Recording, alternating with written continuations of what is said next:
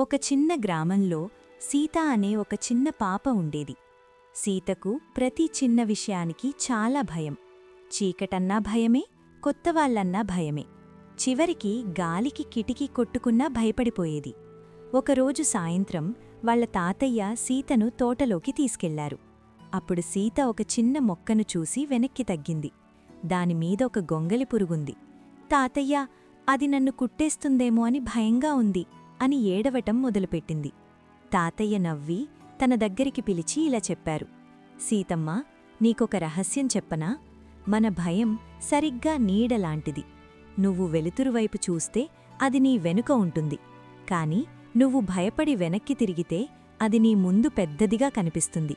అంటే ఏంటి తాతయ్యా అని అడిగింది. అప్పుడు తాతయ్య ఇలా అన్నాడు.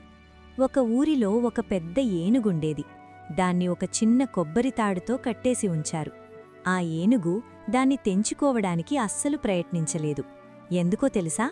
అది చిన్నపిల్లగా ఉన్నప్పుడు అదే తాడుతో కట్టారు.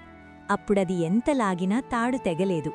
దాంతో ఏనుగు మనసులో నేనీ తాడును తెంచలేను అనే భయం బలంగా నాటుకుపోయింది.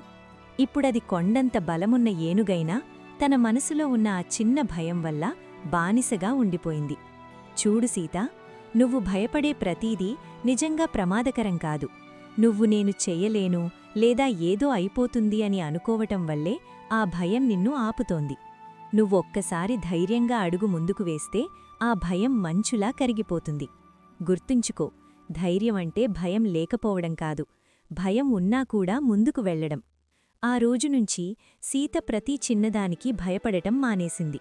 ఏదైనా భయం వేసినప్పుడు తాతయ్య చెప్పిన ఏనుగు కథను గుర్తుచేసుకునేది.